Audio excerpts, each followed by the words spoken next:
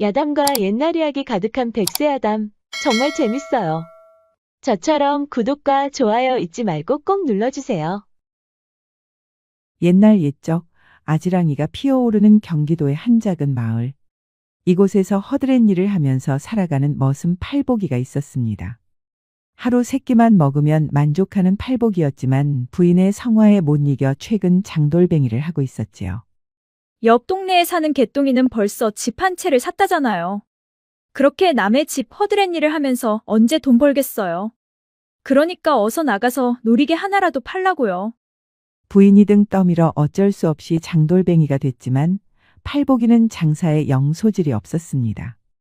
그동안 성실히 일했다고 자부했던 팔복이는 괜스레 의욕만 꺾이고 말았지요. 그렇게 뜨거운 여름이 다가오니 갑자기 가뭄이 일어났습니다. 가뭄으로 전국의 농사가 망쳐버렸으니 팔복이의 삶은 더 팍팍해졌습니다. 덩달아 부인의 꾸중은 더 심해졌지요.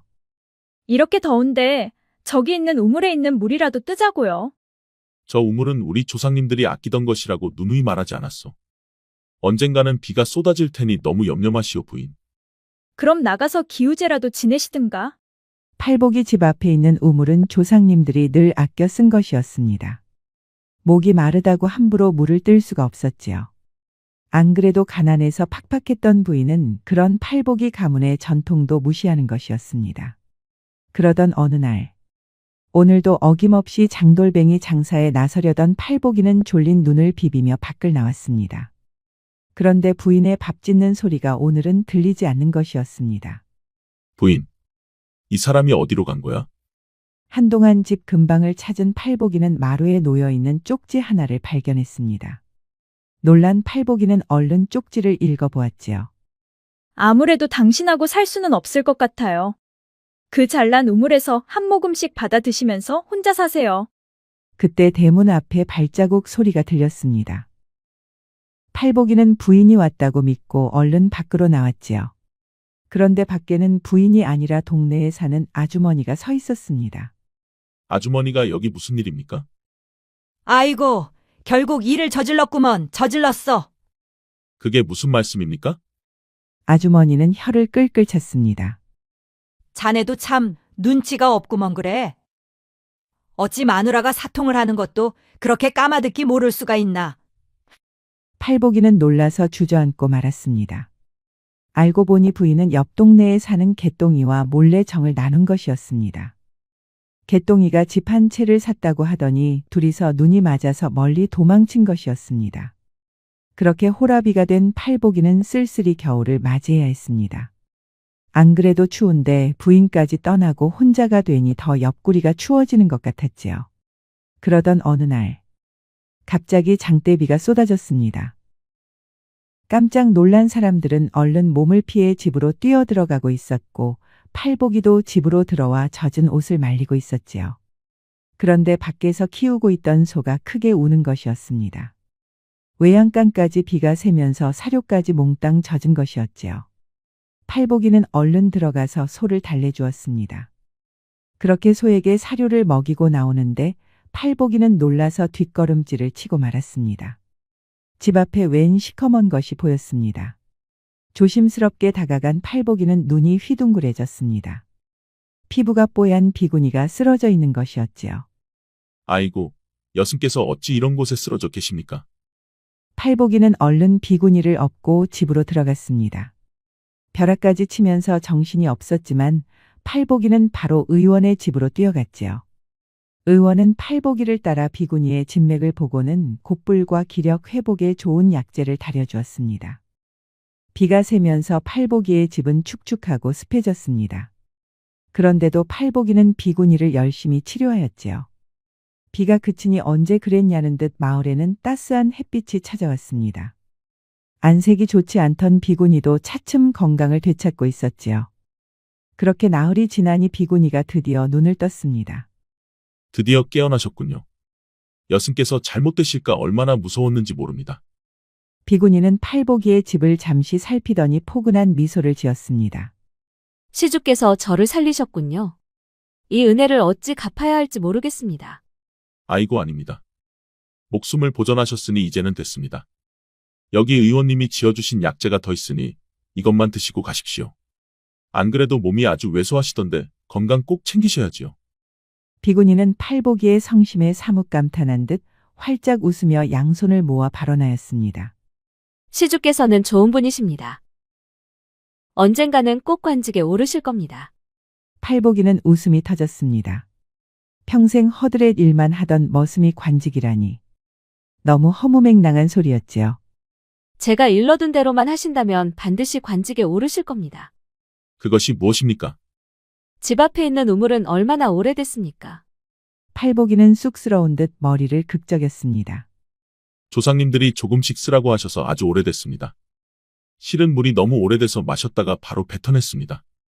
부인한테 전통이라고 둘러댔는데 지금 와서 생각하니 너무 부끄럽습니다. 비구니는 다시 미소를 짓더니 이렇게 말하였습니다. 제가 말씀드린 장소의 우물 안에 물을 버리십시오. 어차피 오래돼서 이제 쓸모가 없지 않습니까? 팔보기는 난처했지만 비구니가 말한 대로 이제 우물은 쓸모가 없었지요. 그런데 비구니가 말한 장소가 좀 이상했습니다. 그곳은 너무 외진 곳이라서 사람들 발길이 아주 뜸했습니다. 맛도 없는 물을 버려야 하니까 그렇게 외진 곳에 버리는 게 이상하진 않네요. 그리고 시주께 한 가지 더 말씀드릴 것이 있습니다. 기억해 놓으셨다가 반드시 지켜주십시오. 그것이 무엇입니까? 팔보기는 비구니의 말을 듣고는 고개를 갸우뚱했습니다. 비구니는 대체 무슨 말을 했을까요? 그렇게 비구니는 기력을 되찾아 절로 돌아갈 수 있었습니다. 시주 덕분에 몸 건강히 하고 돌아갑니다. 그동안 부인의 성화에 지쳐있던 팔보기는 비구니의 온화한 성품의 모처럼 기분이 좋아졌습니다. 비구니가 떠난다고 하니 괜스레 마음이 무거웠지요. 스님, 언제 또 볼 수 있습니까? 돌아가던 비구니는 고개를 돌려 미소를 지었습니다. 언젠가는 다시 뵐 날이 올 것입니다. 팔보기는 비구니의 뒷모습을 보고는 흐뭇하게 웃었습니다. 부디 그런 날이 오기를. 그날까지 꼭 건강하세요, 스님. 팔보기는 비구니가 시키는 대로 바로 우물 안에 있는 물을 버렸습니다. 비구니가 말한 장소를 찾아온 팔보기는 얼굴부터 찡그렸지요. 멀리서 보기는 했지만 이끼도 많이 끼고 자라서 영 볼품없구나. 스님께서 적당한 장소를 말씀해 주신 게야. 그동안 궐에서는 암행 준비가 한창이었습니다. 임금이 가는 곳은 바로 아바마마가 누워있는 능이었지요. 이렇게 몰래 찾아뵙고만 있으니 이 일을 어찌 하오리까? 이 부족한 소자를 꾸짖어 주소서. 사실 임금은 선왕이 폐위되면서 보위에 오른 것이었습니다. 온갖 비리를 저지르는 지금의 대신들이 음모를 저질러 선왕을 죽음으로 몰아넣은 것이었습니다. 지금의 임금은 사실상 꼭두각시에 불과했습니다. 하지만 언제가 되었든 반드시 복수할 날을 기다리고 있었지요. 분부대로 준비하였사옵니다, 전하. 내금의장 역시 선비 복장으로 임금을 따라갔습니다. 폐위된 선왕의 능을 찾는다고 하면 당연히 지금의 대신들이 좋게 볼 리가 없었습니다. 그리하여 늘 지름길로 향하였는데 굉장히 외진 곳이었습니다. 그렇게 암행을 가던 임금은 깜짝 놀랐습니다. 지름길 주변으로 예쁜 꽃들이 자라난 것이었습니다. 그야말로 꽃밭이라고 불려도 손색이 없었지요. 지름길이라고는 하나 너무 외진 곳이라서 발걸음이 늘 무거웠는데 어찌 이렇게 예쁜 꽃들이 피웠을꼬? 이복의 내금 위장. 이 꽃들이 어찌 피웠는지 속히 알아보도록 하라. 예, 전하. 속히 알아보도록 하겠습니다. 내금의장은 사람들을 수소문하여 최근에 이곳에 들른 사람이 팔복이라는 것을 알아냈습니다. 팔복이라는 사람은 누구더냐? 사는 집 동네에서 장돌뱅이를 하고 있사옵니다, 전하. 임금은 의아했습니다. 그저 흔한 장돌뱅이가 왜 그런 외진 곳까지 가서 물을 버렸는지 이해가 가지 않았지요. 집 앞에 조상들이 지켜오던 우물이 있사온데 너무 오래돼서 사람이 마실 수 없는 지경이었다고 하옵니다. 궁금하여 풍수지리가를 만나 물어보았더니 빗방울이 조금씩 모이면서 천수가 된 것 같다고 하옵니다. 천수라고 하였느냐? 그렇사옵니다, 전하. 사람이 마실 물은 아니지만 자연의 이치로 봤을 때는 천수가 됐다고 하옵니다. 아마 그 팔복이라는 사람은 일부러 사람 발길이 뜸한 가장 외진 곳에 물을 뿌린 것 같사옵니다. 덕분에 사람들이 꽃밭 구경하러 많이 온다고 하옵니다, 전하. 임금은 탄성을 바라며 수염을 매만졌습니다. 그거 참 잘 됐구나. 안 그래도 외진 곳으로 몰래 다니는 것이 영 불편해서 손을 좀 쓰려고 하였더니 마침 팔복이라는 사람이 수고를 덜어주는구나. 그렇게 꽃밭이 있으면 자연스럽게 지름길로 갈 수 있지 않겠느냐. 저도 다행이라고 생각하옵니다, 전하. 팔복이라는 사람의 집은 가보았느냐? 듣기로는 부인이 옆 동네 사는 사내와 눈이 맞아 야반도주를 했다고 하옵니다. 저런. 정말 안 됐구나. 그렇게 좋은 심성을 가진 사람에게 그런 안타까운 일이. 임금은 잠시 고민하더니 이렇게 말했습니다. 아무래도 팔복이를 그냥 두고 볼 수가 없구나. 내가 직접 나설 수는 없는 노릇이고, 이를 어찌하면 좋을꼬. 저에게 좋은 생각이 있어옵니다, 전하. 내금의장은 바로 고을에서 가장 유명한 객주를 만났습니다. 객주는 내금의장과 상의를 하고는 팔복이를 찾아갔습니다. 자네 덕분에 꽃밭이 하나 생겼는데 이대로 있을 수는 없을 것 같네.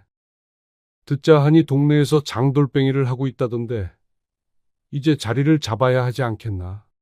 무슨 말씀이신지. 자네 소원이 무엇인지 말해보라 이 말이야. 내가 정말 큰 마음 먹고 들어주니까 얼른 말해보게. 임금이 객주를 통해 팔복이의 소원을 들어주려는 것이었습니다. 팔복이는 그런 일이 있었는지 까마득히 모르고 이렇게 말하였습니다. 저야 아주 큰 주막 하나 짓는 게 소원이죠. 주막 운영하면서 살아보는 게 제 소원이었습니다. 그리하여 팔복이는 큰 주막을 가지게 되었습니다. 바로 임금이 가는 지름길 근처에 지은 것이었지요. 암행을 하는 임금은 팔복이의 주막을 흐뭇하게 바라보았습니다. 하지만 임금은 여전히 근심이 많았습니다. 팔복이 덕분에 꽃밭을 걸으며 아바마마의 능으로 갈 수 있었지만 여전히 대신들의 눈치를 보고 있었지요. 당당히 아바마마의 능으로 가고 싶은 것이었습니다. 그러던 어느 날 이상한 소문이 들려왔습니다. 밤새 팔복이 주막에서 술에 취한 남자들 그리고 여자들의 웃음소리가 뒤엉킨다는 것이었지요. 동네 사람들 사이에서도 소문이 좋지 않았습니다. 팔복이 이 사람이 큰 주막 하나 가졌다고 주색에 빠진 것인가? 그렇게 심성이 곱다고 하더니 돈이 많아지면 역시 사람은 별 수가 없는 모양이구먼. 모처럼 인심 좋은 사람을 알았다고 생각했는데 임금은 실망이 이만저만이 아니었습니다. 곁에서 지켜보던 내금의장도 한숨이 나왔습니다. 그리하여 내금의장은 은밀히 별장을 불렀지요. 전하가 말씀은 안 하지만 팔복이라는 친구한테 실망이 큰 모양이네. 그래서 말인데 자네가 한번 가보는 게 어떻겠나? 팔복이의 주막 말씀입니까? 뻔한 거 아니겠습니까? 돈 좀 만진다고 주색에 빠진 게지요. 그러니까 확실히 알아보고 오라 이 말일세. 무슨 일이 있는지 상세히 알아내서 나한테 바로 보고하게나. 별장은 투덜거리며 팔복이의 주막으로 향했습니다. 이런 일을 왜 나한테 시키는 게야? 팔복이의 주막 앞에 다다르자 소문대로 여자들의 웃음소리가 들렸습니다. 술에 취한 남자들이 희희낙낙하는 소리까지. 영락없이 주색에 빠진 남자들의 술잔치였습니다. 팔복이 너 이놈? 전하의 은혜도 모르고 이렇게 주색 잡기에 빠지다니. 오늘 내가 널 꼭 혼내주고 말 테다. 기다리고 있거라 이놈. 그렇게 눈에 힘을 주고 주막에 들어선 별장은 눈이 휘둥그레졌습니다. 술에 취해서 옷차림도 헝클어진 사내들, 그 옆을 호호하고 웃으며 시중을 드는 기생들. 이런 술잔치를 예상했는데 눈앞에는 완전히 다른 광경이 펼쳐졌습니다. 바로 중국과 일본의 사신들이었지요. 사신들이 정갈하게 차려입고 술과 음식을 즐기고 있었습니다. 당황한 별장은 조심히 자리에 앉아 사신들의 대화를 엿들었습니다. 얼마나 지났을까? 별장 입가에 미소가 절로 번졌습니다. 어서 내금이장 나리에게 알려야겠구먼. 다음 날 아침, 내금의장은 흥분한 얼굴로 바로 임금에게 보고하였습니다. 전하, 중국과 일본의 사신들이 팔복이 주막에 머물렀다고 하옵니다. 임금은 깜짝 놀랐습니다.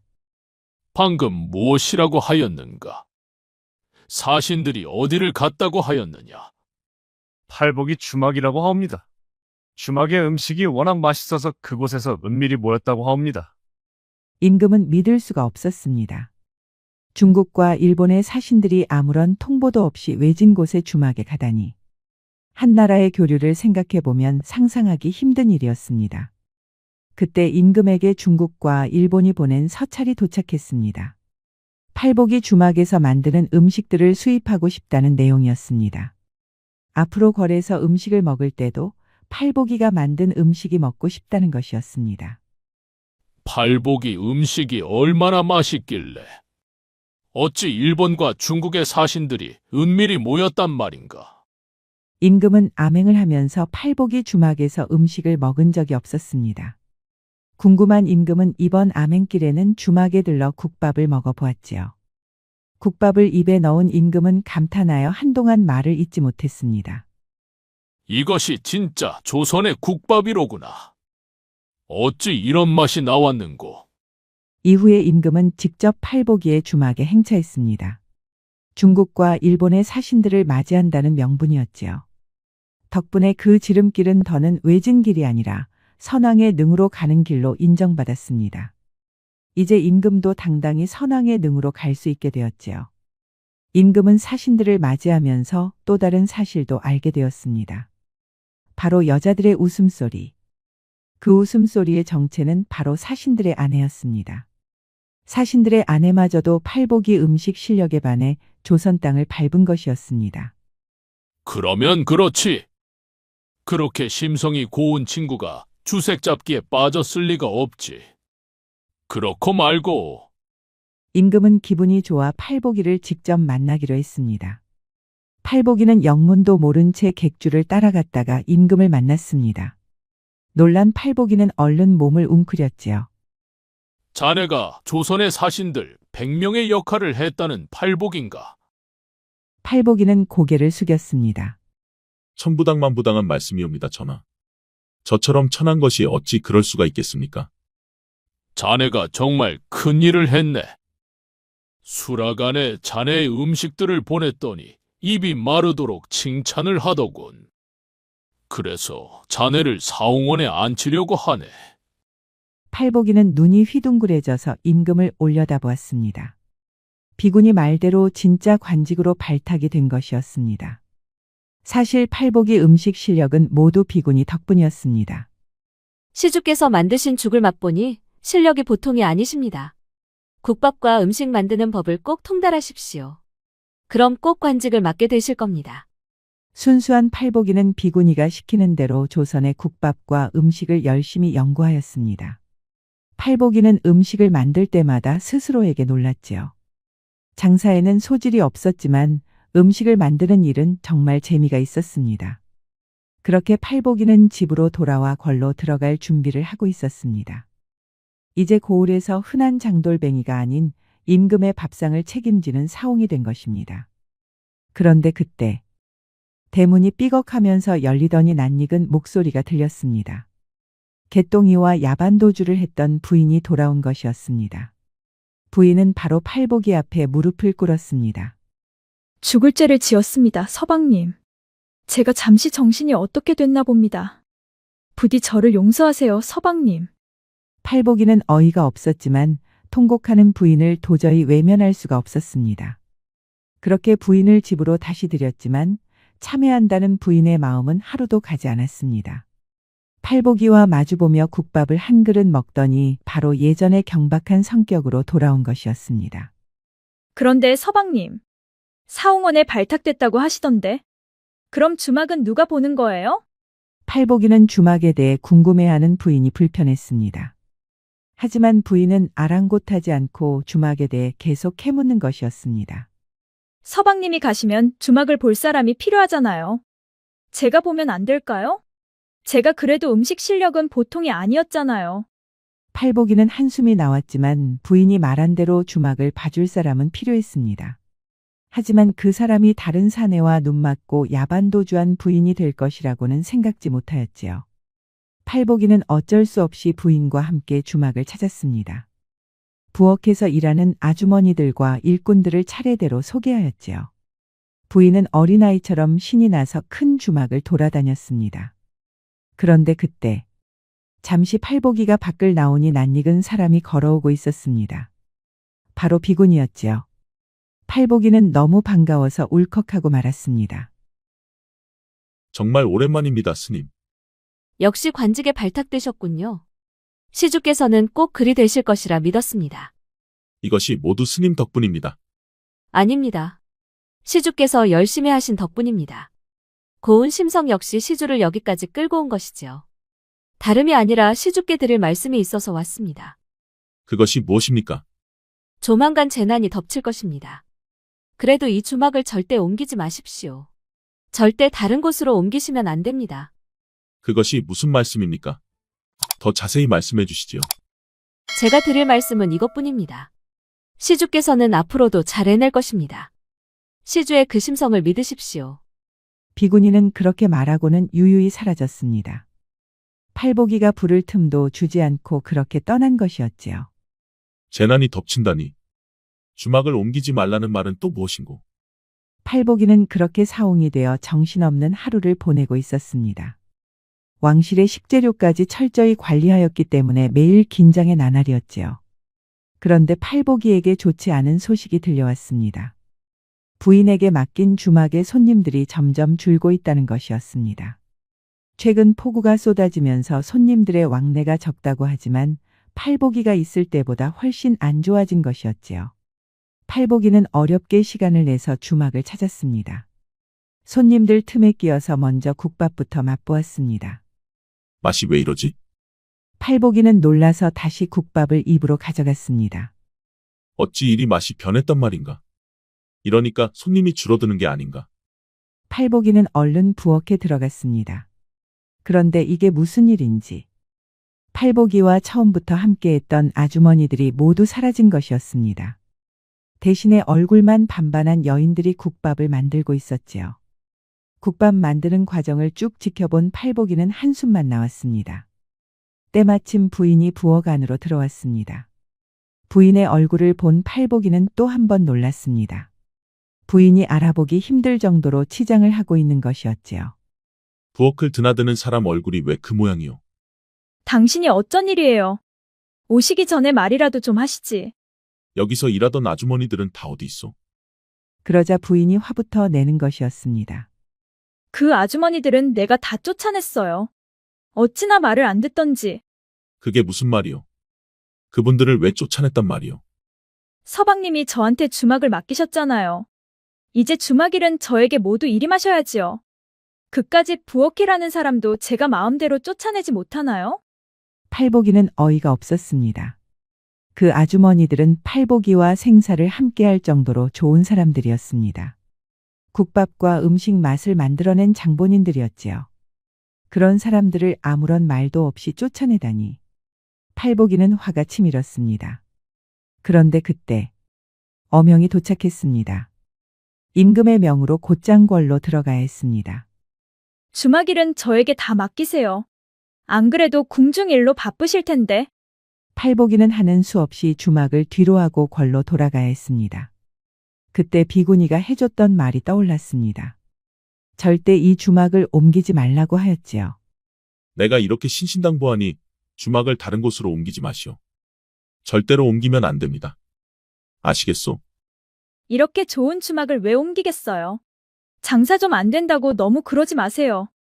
이제부터 정말 열심히 할 테니까 궁중일이나 신경 쓰세요. 팔보기는 궐로 돌아가는 발걸음이 너무나 무거웠습니다. 부인을 좀처럼 믿을 수가 없는 것이었습니다. 그래. 설마 주막을 옮기는 그런 무지한 짓을 하지 않겠지. 그렇게 궁중 일을 끝낸 팔보기는 다시 시간을 내서 주막을 찾았습니다. 그런데 이게 무슨 일인지. 주막 안이 텅 비어 있고 밥상과 의자들도 온데간데 없는 것이었습니다. 그 많은 일꾼들도 보이지 않았지요. 설마 이 사람이 주막을 옮기지 말라고 그렇게 일렀거늘. 마침 지나가는 동네 아주머니가 보였습니다. 아이고 팔복이 아닌가. 그러게 왜 그 썩을 것을 다시 받아줘서 이 난리야. 지금 주막 옮긴다고 다들 난리도 아닐세. 지금 그 사람 어디 있습니까? 저기 숲길로 가보게. 아마 나무하러 간 일꾼들과 함께 있을 거야. 그런데 너무 늦었을 거야. 지금쯤이면 그 썩을 것이 지주가 내민 문서에 지장을 찍었을걸? 팔복이는 쏘스라치게 놀랐습니다. 이렇게 부인 때문에 비구니와의 약속을 지키지 못하는 것일까? 팔복이는 얼른 숲길로 뛰어갔습니다. 숨이 찰 정도로 뛴 팔복이는 미세한 움직임을 보았습니다. 나무를 하는 일꾼들이 보인 것이었지요. 팔복이는 얼른 일꾼들에게 뛰어갔습니다. 그런데 일꾼들은 하나같이 어리둥절한 얼굴이었습니다. 대체 아까 그 여성은 누구야? 그러게 말이야. 대체 누구길래 우리를 가로막았던 거야? 일꾼들을 막으려고 달려온 팔복이는 여승 얘기를 듣고 놀랄 수밖에 없었습니다. 방금 여승이라고 하였소. 그렇소만. 댁은 또 누구요? 안 그래도 바빠 죽겠는데 여승이 갑자기 나타나더니 우리 앞을 가로막지 뭐요. 그 여승 때문에 일이 많이 밀렸단 말이오. 주막을 옮기려거든 그만두시오. 그 주막은 내 것이오. 그때 앞에 있던 부인이 노기가 가득한 얼굴로 걸어오는 것이었습니다. 서방님이 여기까지 무슨 일이에요? 아까 그 비구니하고 무슨 관계예요? 부인이야말로 이게 무슨 짓이오. 내가 절대 주막은 옮기지 말라고 일렀잖소. 장사도 안 되고 폭우까지 쏟아지니 어쩔 수가 없었어요. 그러지 말고 우리 그냥 주막 옮깁시다. 직원들 이야기를 들어보니 아주 명당 자리가 많더라고요. 지금 옮기지 않으면 오히려 장사를 더 말아먹을 수 있어요. 혹시 직원들한테 돈이라도 받은게요. 부인은 당황해서 말문이 막히고 말았습니다. 주막 사람들 내쫓은 것도 부족해서 직원들한테 돈까지 받고 주막을 함부로 옮기는 게요. 감히 내 허락도 없이. 그러자 부인이 무릎을 꿇고 펑펑 우는 것이었습니다. 용서하세요, 서방님. 장사가 안 되니 저도 버틸 수가 없었어요. 용서해 주실 거죠? 언제까지 그렇게 눈물바람으로 해결할 것이오. 이제 제발 그만두시오. 팔복이는 비구니를 보지는 못했지만 지장을 찍으러 가는 부인을 가로막은 사람이 비구니라고 짐작만 하였습니다. 덕분에 주막을 지켜낼 수 있었고 팔복이는 부인이 쫓아낸 사람들을 다시 불러들였지요. 그로부터 5년이 지났습니다. 팔복이가 궐로 들어갈 준비를 하고 있었습니다. 문 밖에는 이런 소리가 들렸습니다. 준비 모두 마쳤사옵니다. 판관날이. 팔복이는 사홍원의 종호품 관직 판관이 되었습니다. 왕실의 식사 준비와 관련된 행정을 총괄하고 궁궐 안의 식사 공급을 담당하고 있었지요. 팔복이가 엄숙한 자세로 나가려고 하는데 반가운 소리가 들렸습니다. 아버지, 아버지. 팔복이의 떡두꺼비 같은 아들들이 방으로 들어온 것이었습니다. 팔복이의 하루를 행복하게 해주는 아이들. 그리고 또 다른 사람이 방으로 들어왔습니다. 밝은 미소를 지으면서 들어오는 팔복이의 부인이었지요. 그런데 이게 무슨 일인지 주막을 옮기려고 했던 그 부인이 아니었습니다. 그녀는 사실 주막에서 벌어간 돈을 횡령하고 있었지요. 알고 보니 같이 야반도주했던 개똥이와 계속 은밀히 만나고 있었습니다. 개똥이와 함께 도망쳤다가 돈이 떨어지자 다시 팔복이에게 돌아온 것이었지요. 마침 팔복이가 주막을 짓고 사홍이 됐다고 하니 돈 훔칠 궁리만 한 것이었습니다. 내가 가서 울고 짜면 다시 받아줄 거예요. 팔복이 그 사람이 꽤 순진하거든. 그러니까 내가 참고 살았지. 그렇게 주막을 맡게 된 부인은 본색을 드러냈습니다. 식재료에 들어갈 돈을 횡령하고 나니 음식 맛이 좋아질 수가 없었습니다. 부엌에서 일하는 아주머니들이 항의하자 곧바로 내쫓은 것이었습니다. 그렇게 부인은 쫓겨났고 함께 음모를 짰던 개똥이와 함께 관가에 끌려갔습니다. 이후에 팔복이는 주막을 다시 재정비하고 장사를 시작하였지요. 그때 한 여인이 찾아왔습니다. 동네에 살고 있는 가난한 농부의 딸이었습니다. 다들 그 여인에게 관심이 없었지만 팔복이는 성심이 고운 그녀에게 호감이 생겼습니다. 여기 주막이 만든 죽의 맛이 보통이 아닙니다. 저는 국밥보다 이 죽이 더 맛있어요. 팔복이는 잊고 있었던 비구니가 떠올랐습니다. 죽 맛을 칭찬했던 비구니의 그 온정이 마음속에서 다시 새록새록 생겨나고 있었지요. 그렇게 여인과 혼인한 팔복이는 그 온정을 그대로 이어받아 궁궐 음식에 그대로 전해주었습니다. 임금도 이제는 대신들의 당파 싸움을 극복하고 진정한 성군으로 거듭나고 있었습니다. 팔복이의 아들들은 과거에 급제하여 육조에 들어가 주요한 관직을 이어받았습니다. 허드렛 일을 하며 부인에게 구박만 받았고 소질에도 없는 장돌뱅이까지 했던 팔복이.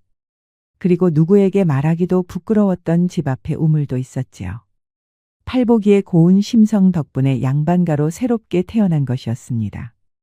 각박하기만 한 삶 속에서도 고운 심성을 잊지 말자는 마음으로 오늘의 이야기를 마치겠습니다. 지금까지 백세야담을 시청해 주셔서 감사합니다. 백세야담 많이 사랑해 주세요. 구독과 좋아요, 알림 설정도 잊지 마시고 꼭 눌러주세요. 애정이 담긴 댓글도 많이 부탁드립니다. 야담과 옛날 이야기 가득한 백세야담 어떠셨나요? 앞으로도 재밌고 감동적인 이야기가 가득하니 많이 기대해주세요. 야담과 옛날 이야기 가득한 백세야담 정말 재밌어요. 저처럼 구독과 좋아요 잊지 말고 꼭 눌러주세요. 조선시대 중엽, 아지랑이가 가물거리는 마을 어귀는 그 어느 때보다 분주했습니다. 모처럼 선왕의 왕릉으로 행차하는 임금이 지나가고 있었기 때문이었지요. 장사를 시작하는 시장 상인들, 냇가에서 뛰어놀 아이들도 모처럼 마을 어귀 안으로 모여들기 시작했습니다. 그렇게 모두가 임금님의 행차에 넋이 빠져있는 동안에 남루한 옷차림의 머슴 만보기가 그 뒤를 지나가고 있었습니다. 다들 임금님이 행차한다고 정신이 없었지만 만보기는 통관심이 없는지 하품을 하면서 느긋하게 걸어가고 있었지요. 만보기는 일찍이 부모님을 여의고 허대감네 집에서 허드렛 일을 하면서 살고 있었습니다. 허대감은 만보기의 그런 사정을 이해하고 작은 별채를 지어주었지요. 만보기가 임금님의 행차에 관심이 없는 것처럼 고을 사람들도 만보기에게 시큰둥하기는 마찬가지였습니다. 이 고을에서 가장 못생긴 남자를 꼽는다면 바로 만보기였습니다. 만보기는 어릴 때부터 못생겼다는 이유로 또래 아이들과도 어울리지 못했지요. 요란한 임금님 행차를 뒤로하고 걸어가던 만보기는 걸음을 멈췄습니다. 임금님의 행차가 갑자기 궁금한 것이 아니었습니다. 웬 여인의 비명소리가 들린 것이었습니다. 애구머니나, 이게 무슨 소리야? 만보기는 놀라서 주변을 두리번거렸습니다. 아무래도 앞에 있는 집안에서 여인이 매를 맞는 것 같았습니다. 만보기는 집 주변을 다시 유심히 살폈습니다. 이 집은 고을에서 악랄하기로 유명한 황대감이 살고 있었습니다. 황대감은 성질이 포악하기로 유명한데 그에 못지않게 돈도 펑펑 쓰는 팔불출이었습니다. 만보기는 옷매무새를 가다듬고는 집 안으로 천천히 들어갔습니다. 그저 여인을 구해야겠다는 다짐뿐이었습니다. 그렇게 천천히 대문을 열고 들어가는 순간 만보기는 가슴이 철렁 내려앉았습니다. 마당에 웬 여인이 쓰러져 있는 것이었습니다. 황대감에게 매를 맞고 쓰러진 마님 홍화정이었지요. 만보기는 화정을 단 한 번도 보지 못했으나 고을 사람들 사이에서는 화정을 딱하게 보고 있었습니다. 포악한 서방 곁에서 숨도 제대로 못 쉬면서 살았기 때문이었지요. 아이고 마님. 이게 무슨 일이래요? 만보기는 얼른 화정을 업고 냅다 뛰었습니다. 밖으로 나오는 동안에도 동네 사람들은 임금의 행차에 정신이 없었습니다. 만보기는 정신없이 화정을 업고 의원의 집으로 향했습니다. 다행히 의원은 임금님의 행차에도 약방을 묵묵히 지키고 있었지요. 아이고, 이게 누구야? 만보기가 아니냐? 의원은 다급히 뛰어오는 만보기를 보고 화들짝 놀랐습니다. 만보기는 약방에 들어서는 순간에 다리가 풀려서 앞으로 쓰러지고 말았습니다. 대체 이게 무슨 일이야? 그 처자는 또 누구고? 의원은 고개를 이리저리 돌리더니 숨결이 곧 멎을 것처럼 놀라고 말았습니다. 의원도 황대감과 화정 부부를 잘 알고 있었습니다. 다친 화정을 보고 단번에 황대감의 짓이라는 것도 알 수 있었지요. 만보기 네가 어째서 화정 마님을 업고 온 게야? 어떻게 된 일인지 상세히 말해보거라. 아이고 몰라요. 저는 그저 마님이 쓰러진 것을 보고 바로 업고 뛰어온 죄밖에 없어요. 무엇이라? 대체 마님이 어디 있었기에? 의원은 말을 하려다 목구멍에서 멈추고 말았습니다. 만보기 너 설마 황대감의 집에 들어갔던 게냐? 만복이는 아무것도 모르겠다면서 손사래를 쳤습니다. 급하게 뛰어오느라 여전히 숨을 가쁘게 몰아쉬고 있었습니다. 아이고, 의원님.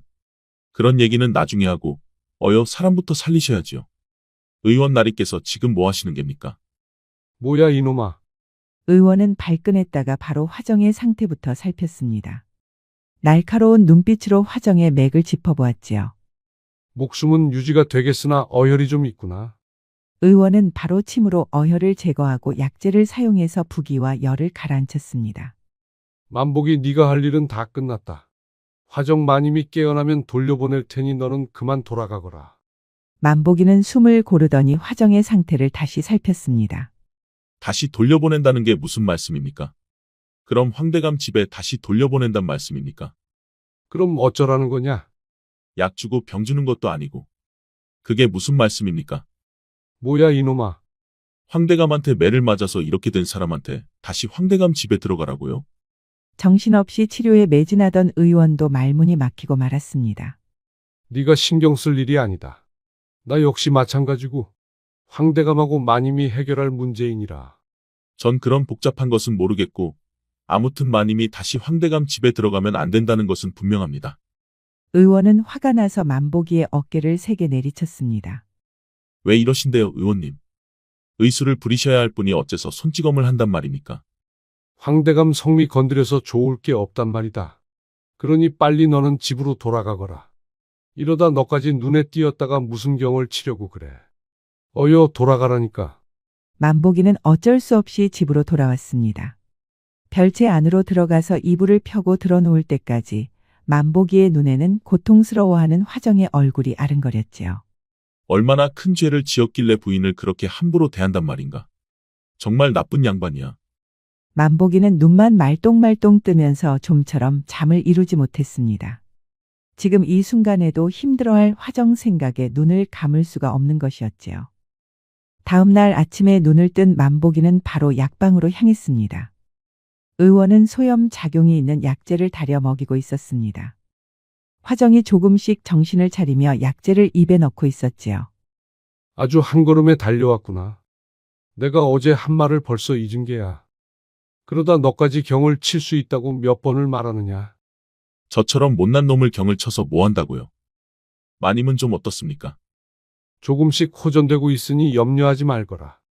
이따가 산조인도 다려드릴 테니 산조인이 뭡니까? 원기를 돕고 땀을 흘리지 않게 하는 약이니라. 푹 쉬셔야 몸이 나을 거 아니냐? 그런데 너 정말 이대로 있을 게야. 이러다 황대감이라도 갑자기 들어오면 어쩌려고 그러느냐? 만복이는 잠시 머뭇거리더니 주머니에서 뭔가를 꺼냈습니다. 이게 무엇이냐? 제가 이번에 받은 품삯입니다. 이것으로 마님에게 드릴 약재 잘 타려주십시오. 의원은 만복이를 빤히 바라보았습니다. 머슴살이를 하는 만복이에게 품삯은 그의 인생에 있어서 전부일 것입니다. 그런 품삯을 이렇게 선뜻 내주니 의원도 놀란 것이었습니다. 이것을 주면 너는 어쩌려고? 만복이는 머리를 극적이면서 웃는 것이었습니다. 저야 우리 대감마님이 잘해주시지 않습니까? 사정을 말씀드리면 하루 세끼는 문제없을 것입니다.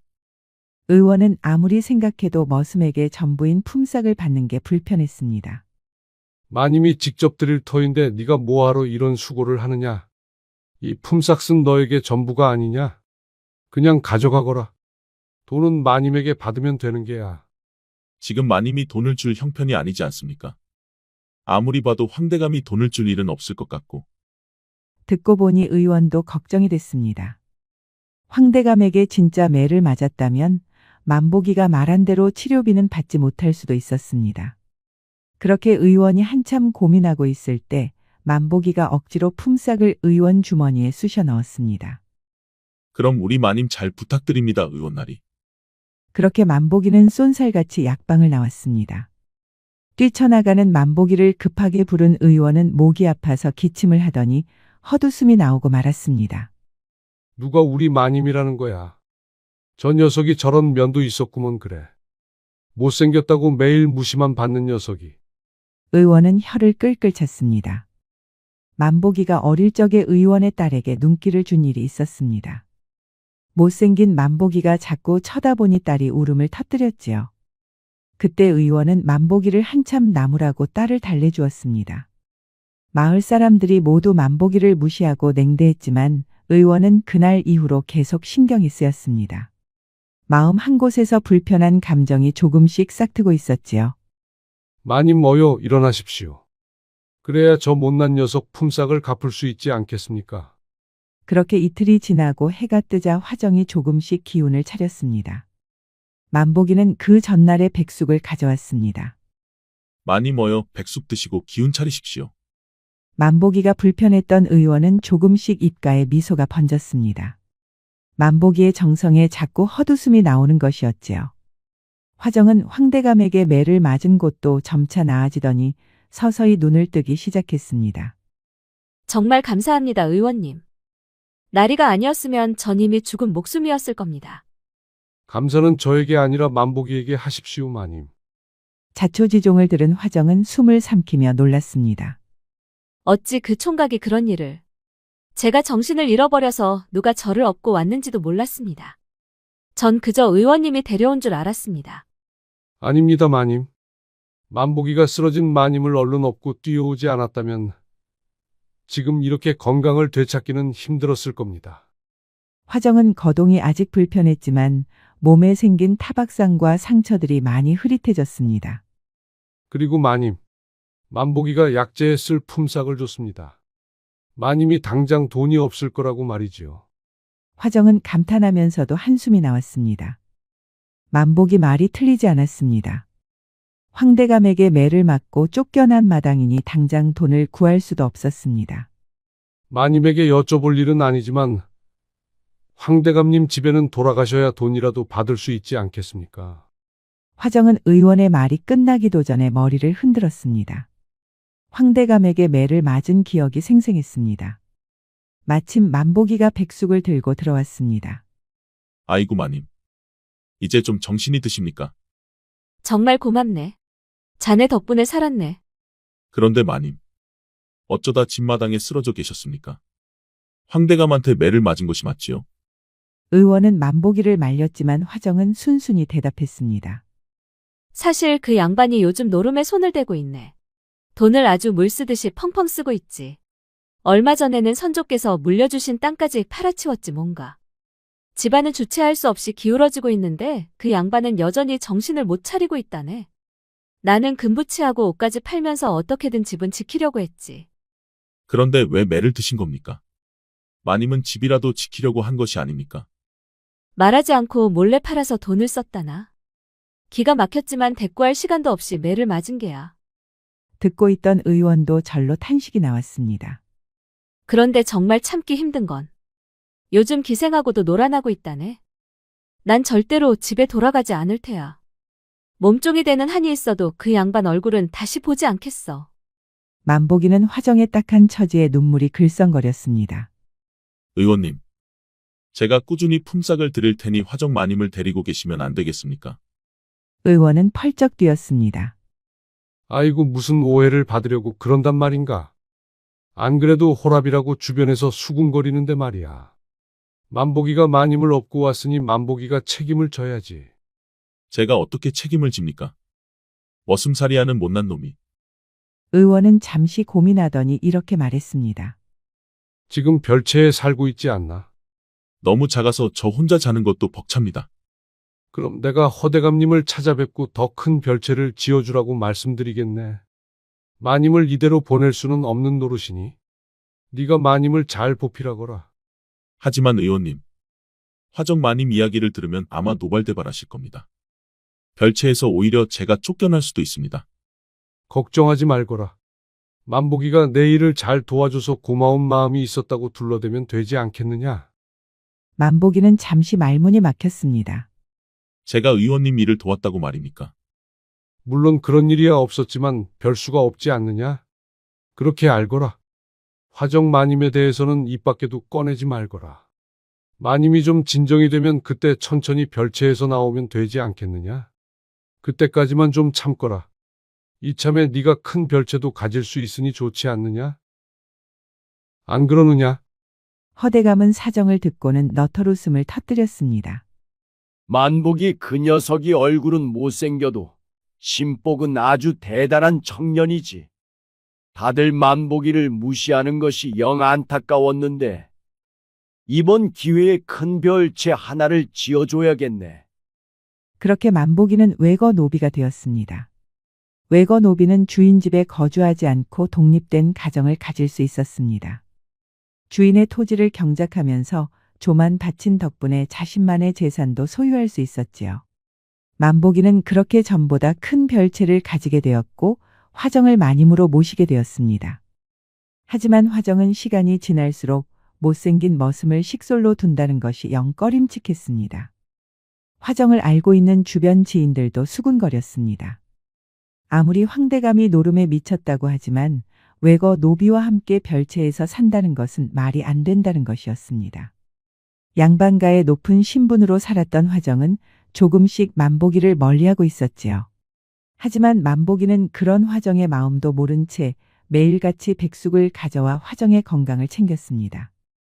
이미 몸에 든 멍은 치료가 되었지만 만복이는 기력 회복에 좋은 약재까지 챙기는 것이었습니다. 아이고 마님. 아무리 그래도 건강은 계속 챙기셔야지요. 잠도 잘 주무셔야 건강해집니다. 화정은 못생긴 만복이가 가까이 올 때마다 움츠러들었지만 어느새 그의 친절함에 웃음이 나왔습니다. 만복이가 주는 약재를 꾸준히 먹었더니 그의 말대로 기운이 좋아져서 발걸음도 훨씬 가벼워졌지요. 만복아, 이것이 무엇이냐? 시장을 지나가는 길에 한과를 좀 사왔습니다. 마님이 매일 약재만 드시니 입맛이 없으실 것 같아서요. 마침 단맛이 간절했던 화정은 즐거운 마음으로 한과를 입에 넣었습니다. 씹으면서 퍼지는 한과의 단맛이 화정의 울적했던 마음을 봄 햇살처럼 녹여주었습니다. 만복이 너도 이리 와서 같이 먹거라. 그때 화정은 처음으로 만복이와 단둘이 나란히 앉아서 한과를 먹었습니다. 그렇게 못생겨 보이던 만복이도 사내처럼 듬직해 보였습니다. 화정도 모르는 사이에 언제부턴가 만복이가 돌아오는 시간에 맞춰 거울을 보기 시작했지요. 많이 수척했던 화정은 건강을 되찾으면서 어여뻤던 젊은 시절이 갑자기 그리워졌습니다. 마님 건강해지시니 미모도 좋아지셨습니다. 만복이가 넉살 좋게 말한 기억이 자꾸 떠올랐습니다. 화정에게도 예쁜 시절이 있었지요. 너무 어린 나이에 시집을 오면서 그 젊고 예쁜 시절이 얼마나 고마웠는지 차마 깨닫지 못했답니다. 만복이가 그런 그리웠던 마음을 깨우쳐준 것이었습니다. 마님, 이렇게 예뻐지시니 몸둘 바를 모르겠습니다. 예쁘다는 말을 들었던 기억이 대체 언제쯤일까? 화정은 만복이가 얼마나 가슴 따뜻한 남자인지 뒤늦게 깨달았습니다. 그러니 더는 마님이라고 가만히 앉아있을 수는 없었습니다. 만복이가 오는 시간에 맞춰 죽이라도 끓여주고 싶었지요. 아이고 마님. 마님이 어찌 죽을 끓인단 말입니까? 필요하시다면 제가 끓여다 드릴 텐데요. 만복이가 그동안 해준 것에 비하면 이건 아무것도 아니지. 그러니 부담 갖지 말고 어서 먹어. 그렇게 만복이가 죽을 넙죽 받아먹고 있을 때 밖에서 문이 삐걱거리는 소리가 들렸습니다. 이 시간에 누가 왔지? 올 사람도 없는데. 문을 열고 나가본 만복이는 놀라서 가슴이 철렁 내려앉았습니다. 별채를 지어준 허대감이었습니다. 아이고 대감마님. 이렇게 누추한 곳에 어인일로 오셨습니까? 허대감은 늘 그런 것처럼 온화한 미소를 지으며 들어왔습니다. 만복이가 잘 지내고 있는지 갑자기 궁금해서 왔지. 식사라도 하고 있었던 겐가? 방에는 죽을 만들고 기다리는 화정이 있었습니다. 만복이 머리에는 금세 식은땀이 흘렀습니다. 자네 뭘 그리 당황하나? 혹시 숨겨둔 색시라도 있는 겐가? 저처럼 못난 놈한테 무슨 색시가 있겠습니까? 아이고 대감님도 참. 그런데 왜 그리 오줌 마려운 강아지 마냥 그러고 있나? 이거 안 되겠는걸. 허대감은 그렇게 방으로 들어갔고 죽을 만들어서 기다리고 있는 화정을 보았습니다. 아이고, 화정 마님이 아니십니까? 오랜만에 뵙습니다, 대감. 허대감은 당혹감을 애써 숨기고 만복이를 다그쳤지요. 만보가, 이게 어찌 된 일이냐? 화정 마님이 어찌 이 별채에 있는 게냐? 만복이는 우물쭈물하다가 모든 사실을 털어놓았습니다. 사연을 들은 허대감은 탄식과 함께 잠시 고심하더니 만복이의 어깨를 두드려 주었습니다. 정말 큰일을 해냈구나. 안 그래도 화정 마님 신상이 걱정이 되었는데 이렇게 일이 번지다니. 황대감 그 양반 정말 못 쓸 사람이구먼. 정말 송구합니다, 대감마님. 의원님도 저와 화정마님의 상황을 생각해서 결정하신 일입니다. 허대감은 만복이를 나무랄 마음이 없었습니다. 오히려 만복이의 착한 심성을 칭찬해주고 싶었습지요. 그동안 나한테 들키지 않으려고 마음고생 많이 했구나. 이럴 줄 알았으면 진작에 널 도왔을 것을. 허대감은 고맙게도 만복이가 내놓을 조의 일정 부분을 차감해 주었습니다. 덕분에 만복이의 살림이 좀 더 넉넉해져서 화정에게 더 많은 음식을 해줄 수 있었습니다. 만복이 너는 인복이 있구나. 의원님의 허대감님까지. 모두가 너를 위해 일심양면으로 돕고 있지 않느냐. 생각해보니 그렇습니다, 마님. 마님을 업고 올 때는 오로지 사람 살릴 생각뿐이었는데 이렇게 마님 덕분에 큰 별채도 얻었습니다. 정말 감사합니다, 마님.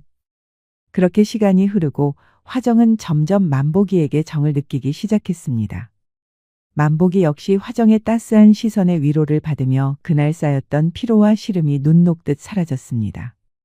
화정은 자연스럽게 만복이의 어깨와 등을 두드려주며 자신이 느끼고 있는 마음이 염분이라는 것이 맞는지 확인하고 있었습니다. 가슴이 뛰는 만복이는 화정보다 더 빨리 사랑의 감정을 깨닫고 있었지요. 그렇게 조금씩 두 사람이 가까워지고 있을 무렵 허대감이 갑자기 만복이를 불렀습니다. 만보가, 일을 어찌하면 좋으냐? 무슨 일이십니까, 대감마님? 곧 전쟁이 터진다는구나. 조정이 요즘 시끄럽다고 난리더니 결국 이런 일이 벌어지는구나. 만복이는 가슴이 철렁 내려앉았습니다. 그동안 전란에 대한 말은 들었지만 직접 그 실체와 맞닥뜨리는 일은 처음이었습니다.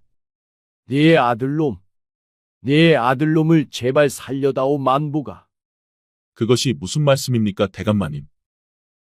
도련님에게 무슨 문제라도 있습니까?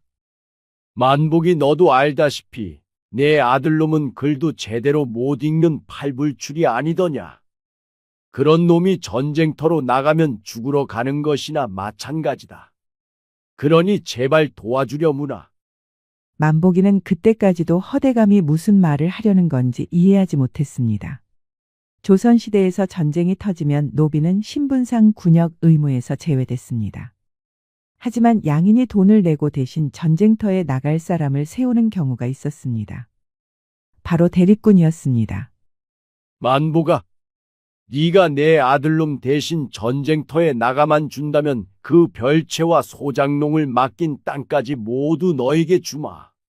그럼 너뿐만 아니라 너의 자손까지 대대로 돈 걱정 없이 살 수 있을 게야.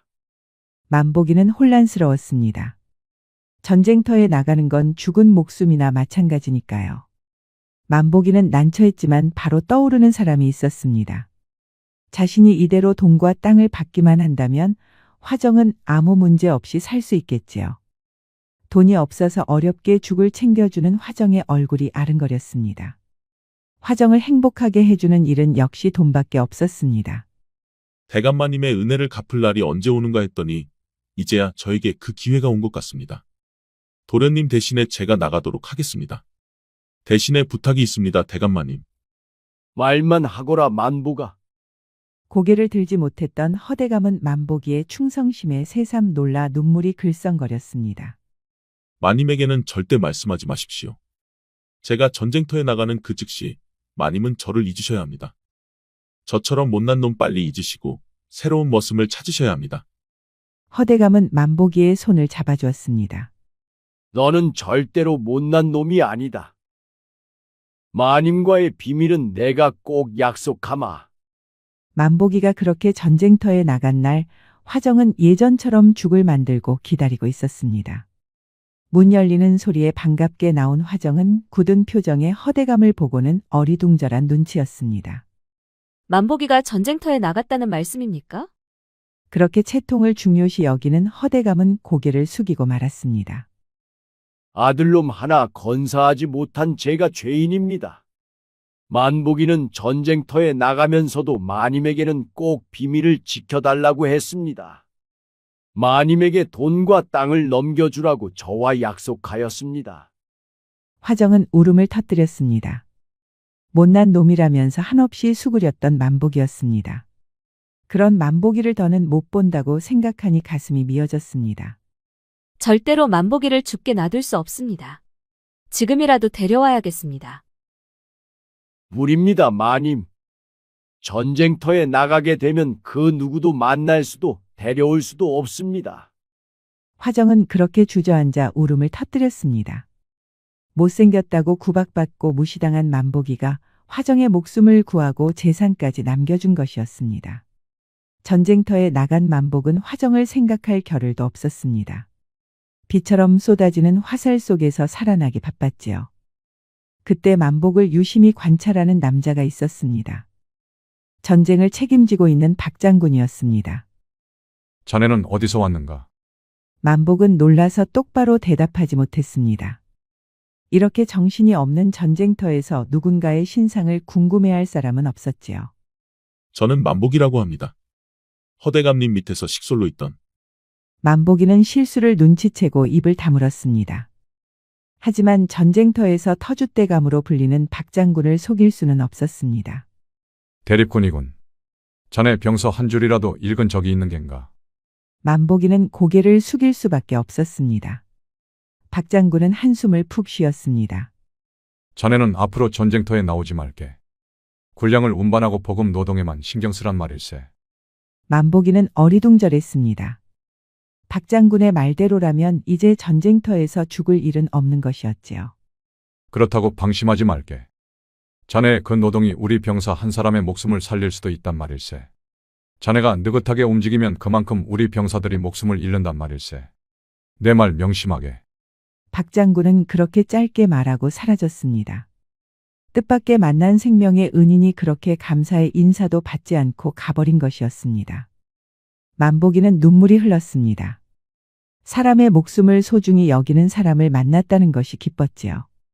만복이는 박장군이 말한 대로 열심히 군량을 운반하고 진지를 구축했습니다. 비록 칼과 활은 들지 않지만 그 누구보다 빠르게 움직였습니다. 전쟁터 앞에서 잠시나마 좌절하던 병사들도 만복이를 보고 정신을 차릴 수 있었습니다. 그동안 약방에는 웬 여인이 의서를 열심히 읽고 있었습니다. 아이고 마님, 오늘은 이만 돌아가시지요. 너무 무리하십니다. 아닙니다, 의원님. 집에서 할 일 없이 빈둥대는 것보다 여기 있는 것이 더 편합니다. 화정은 그간 오랫동안 의술에 관심이 많았습니다. 약방에서 의서를 읽고 열심히 의술을 배운 지가 벌써 1년이 지났지요. 조선시대에서 의녀는 흔하지 않았습니다. 대부분 노비 출신으로 궁중 여성이나 양반 부녀자를 진료하는 일이 많았습니다. 남자 의원이 지체 높은 여성들에게 직접 손을 댈 수는 없었지요. 그렇게 화정이 의술의 소질을 보이고 있을 때 동네 아낙네들이 조심스럽게 약방의 문을 두드렸습니다. 남자 의원에게 말하기 부끄러운 병이 있었지요. 그럴 때마다 화정은 친절히 고을 여인들을 치료해 주었습니다. 그렇게 6개월이 지나니 매일같이 약방에 사람들이 몰려들기 시작했습니다. 입에서 입으로 소문이 퍼지면서 화정의 의술이 빛이 나는 것이었습니다. 이제는 마님이 다려주는 약만 먹겠다는 손님들이 많습니다. 제가 지금까지 약방 문을 연 지 벌써 30년째인데 이렇게 손님들이 줄을 서는 일은 처음입니다. 화정이 의술을 배운 지 2년이 지나갈 무렵 이제는 먼 지방에서도 손님들이 찾아왔습니다. 대부분 궁중 부인들이거나 양반가의 마님들이었습니다. 그렇게 화정이 의녀로 명성을 이어가고 있을 때 전쟁은 더 크게 번져서 끝날 조짐이 보이지 않았습니다. 그러니 전쟁터에서는 더 많은 의원들을 찾았지요. 그 의원들 중에는 화정에게 의술을 가르친 의원도 포함됐습니다. 저도 따라가겠습니다, 의원님. 아이고 마님은 무리입니다. 전쟁터는 너무 위험합니다. 설마 만복이 때문에 전쟁터에 가겠다는 걸까? 의원은 내심 화정의 진심을 이해하면서도 외면하고 싶었습니다. 지금의 화정은 누가 봐도 행복한 여인이었지요. 매를 맞고 쫓겨난 마님이 쉽게 인정받지 못하는 의술로 여기까지 왔습니다. 만보기 때문에 그 인생을 포기할 수는 없었지요. 하지만 화정의 생각은 달랐습니다. 의원님, 제가 만보기의 은혜를 지금이 아니면 어찌 갚을 수가 있겠습니까? 그동안 만보기 생각에 잠을 이룰 수 없었습니다. 의서를 읽으면서도 만보기가 어떤 고통을 겪고 있을지 상상만 해도 눈물이 앞을 가립니다. 만보기가 어떻게 지내는지 그것만이라도 알고 싶습니다. 그러니 저를 데려가 주셔요. 의원은 화정의 진심에 흐르는 눈물을 겨우 참았습니다. 화정은 단호했습니다. 화정이 지금처럼 살기를 바랐지만 만보기 때문에 진심으로 행복할 수가 없었지요. 만복은 박장군의 처소 안에서 허겁지겁 주먹밥을 먹고 있었습니다. 박장군도 만보기와 함께 주먹밥을 입안으로 빠르게 넣고 있었습니다. 자네가 빠르게 움직여준 덕분에 우리 병사들이 잘 싸우고 있네. 고맙다는 말을 너무 늦게 했네. 천부당만부당한 말씀입니다. 저야말로 장군님 덕분에 이렇게 목숨 부지하고 살아가고 있습니다. 자네 고향이 어디라고 하였는가? 저는 고향 같은 거 없습니다. 부모님이 일찍 돌아가시면서 허대감님 밑에서 머슴살이를 하고 있었습니다. 그래도 태어난 곳이 있을 거 아닌가? 저는 모릅니다. 부모님이 말씀도 하시기 전에 세상을 떠났습니다. 박장군은 갑자기 사색에 잠겼습니다. 나 역시 고향을 모른다네. 혼인할 때부터 남의 집 식구처럼 대우를 받았지. 어째서 그렇습니까? 부인과 나는 제가 하였네. 수저를 강요받은 불쌍한 여인이었지. 내가 막아서 지켜주었다네. 그때도 그렇고 지금도 나는 부인을 사랑하지. 자네에게도 부인이 있는가? 만보기는 화정을 얘기하려다 목구멍에서 막히고 말았습니다. 저처럼 못난 놈에게 어찌 부인이 있겠습니까? 자네에 대해서 아는 것이 없다만 그건 자네의 심성을 보았을 때 전혀 못난 사람이 아닐세. 자신을 그렇게 박대하지 말게나. 만보기는 큰 절을 올리고 잠시 밖을 나왔습니다. 그 사이에 박장군은 피로가 쌓여서 잠이 들었지요. 그런데 밖에 웬 여인이 서 있었습니다. 이런 험한 전쟁터의 여인이라니. 만보기는 눈을 비비고 다시 눈을 크게 떴습니다. 놀랍게도 화정이 서 있었습니다. 만보기가 정말 맞니? 만보기는 놀라서 입을 다물지 못했습니다. 박장군과 함께 잠이 들면서 혹시 꿈이라도 꾸는 것일까? 만보기가 그렇게 어쩔 줄 몰라 하고 있을 때 화정이 뛰어와 만보기를 끌어안았습니다. 2년 만에 느끼는 따스한 온기였습니다. 절로 가슴이 복받쳐 눈물이 흐르고 있다니. 만보기는 믿을 수가 없었지요. 마님이 어떻게 여기까지 오셨습니까? 그렇게 말도 없이 떠나면 내가 못 찾을 줄 알았니? 참 많이도 걸렸구나. 널 만나려고 그동안 열심히 의서를 읽고 의녀가 됐단다. 고생 많았지? 화정의 얼굴에는 온화한 분위기가 서려 있었고 두려움도 원망도 없는 평안만이 주변을 감싸고 있었습니다. 하지만 만보기가 화정을 오래 만날 시간이 없었습니다. 곧 전투 준비를 들어가야 했고 이제 그 누구보다 만보기가 필요한 전쟁터였습니다. 나는 걱정하지 말고 어서 가봐. 나는 여기 계속 있을 테니까.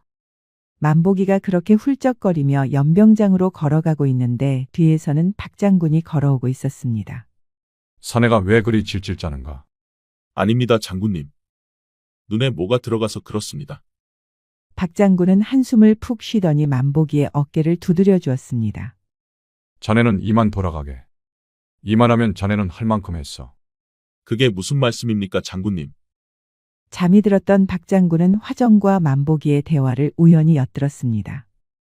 잠이 들었지만 화정이 만보기를 세게 끌어안았을 때 인기척을 느낀 것이었습니다. 전쟁터의 터줏대감답게 한시도 긴장을 놓치지 않은 것이었지요. 어차피 자네는 병사도 아니지 않은가. 대립군이 여기서 희생당했다고 하면 뒷말이 무성할 게야. 그러니 자네는 어서 마님과 함께 떠나게. 하지만 어찌 그럴 수 있습니까? 병사들만 남기고 떠날 수는 없습니다. 전쟁도 이제 막바지야. 그동안 자네 힘이 컸네. 이건 나의 명이니 어서 따르게. 마음 바뀌기 전에 어서 떠나게. 만보기는 그렇게 전쟁터를 떠날 수 있었습니다. 박장군은 시신 한 구를 만보기로 속여 병사들을 통해 넋을 위로했습니다. 병사들의 사기는 더 높아졌습니다. 그렇게 열심히 하던 만보기가 떠났다고 하니 투지가 더 불타오른 것이었지요. 박 장군을 보좌하는 병사들은 이미 그의 의중을 눈치채고 있었습니다. 누구도 신경 쓰지 않는 보잘것없는 대립군. 그런 대립군을 위해 선의의 거짓말을 한 장군. 병사들은 더욱더 사기가 올랐습니다. 모두가 박 장군을 위해 싸우자며 함성을 질렀습니다. 만보기는 병사들의 사기 드높은 함성을 들으며 화정이 있는 것처럼 뛰어갔습니다. 승리는 조선의 것이다. 만보기는 그리 확신하고 화정이 있는 것처럼 들어갔습니다. 그렇게 화정과 눈물의 포옹을 하고 뜨거운 키스를 나누었습니다. 그렇게 만보기는 화정과 고향으로 돌아왔습니다. 허대감은 만보기와 눈물의 재회를 하였지요. 그리고 약속보다 더 큰 땅과 집을 주었습니다. 만보기와 화정은 그렇게 혼이 나였고 눈에 들어가도 아프지 않은 두 아들, 딸을 낳아 행복하게 살았습니다. 노자는 천하의 부드러운 것이 천하의 굳센 것을 이긴다고 하였습니다. 부드러움과 약함이 오히려 굳센 강함을 이길 수 있다는 뜻입니다. 부드러운 것이 마냥 약한 것일까요? 만보기의 고운 심성을 되새기며 오늘의 이야기를 마치겠습니다. 지금까지 백세야담을 시청해 주셔서 감사합니다. 백세야담 많이 사랑해 주세요. 구독과 좋아요, 알림 설정도 잊지 마시고 꼭 눌러주세요. 애정이 담긴 댓글도 많이 부탁드립니다.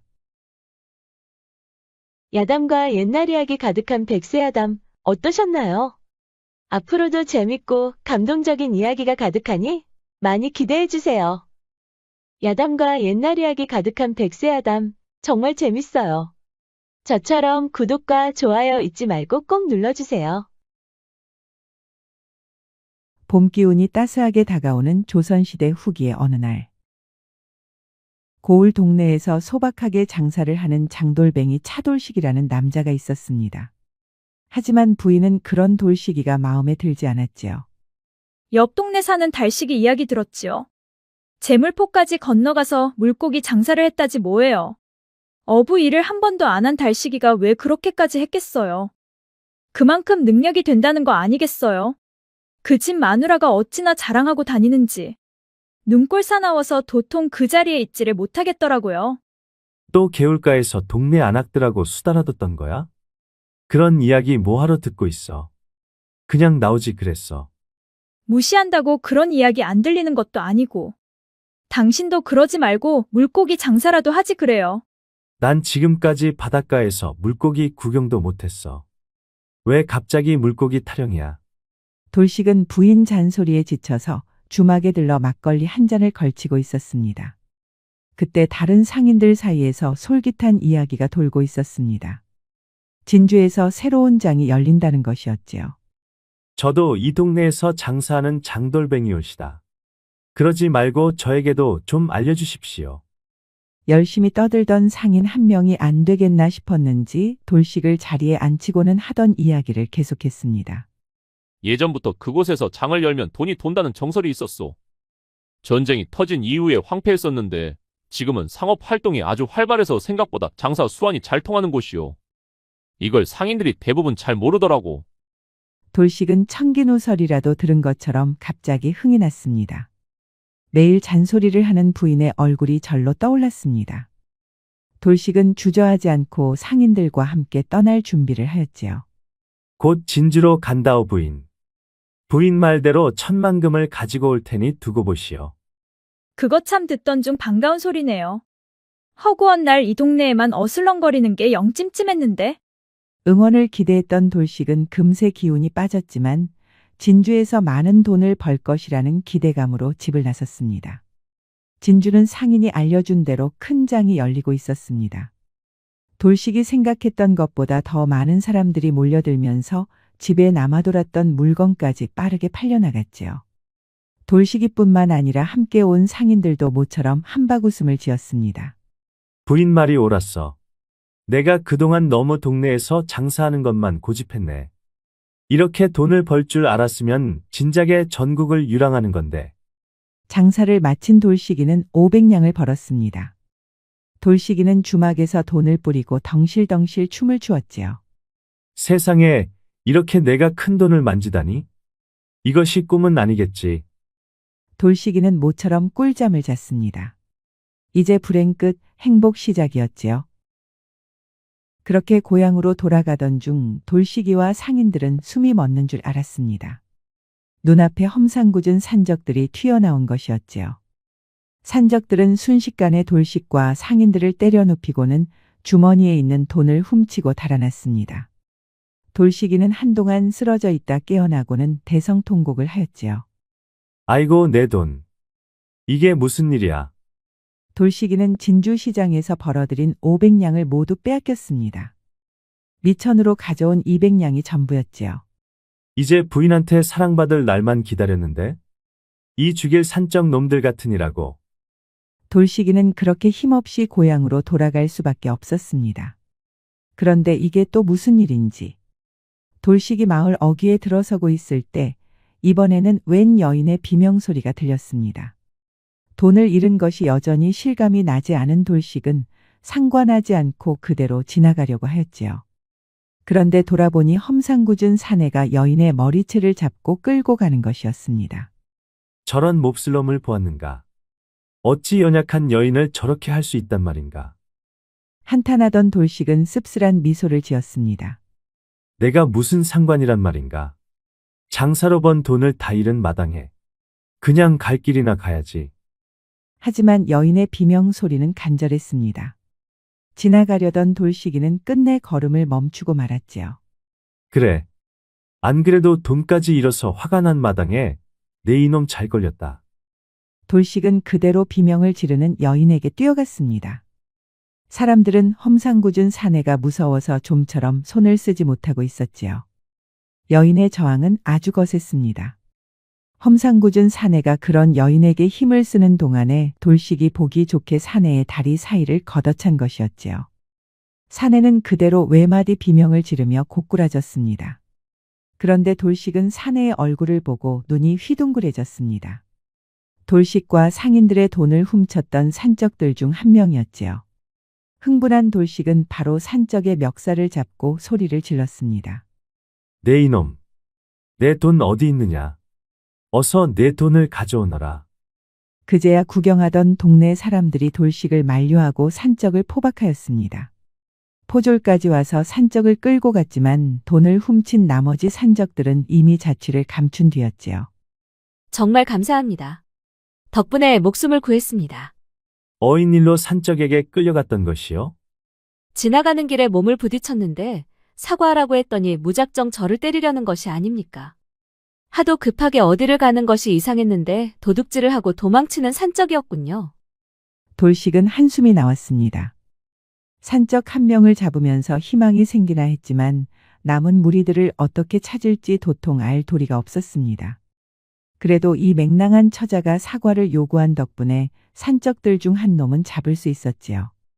너무 염려하지 마십시오. 관가에서 국문을 하게 되면 조만간 남은 산적들도 잡힐 겁니다. 그런데 대체 얼마나 잃은 겝니까? 자그마치 500냥입니다. 진주에서 새 장이 열린다고 하기에 찾아왔죠.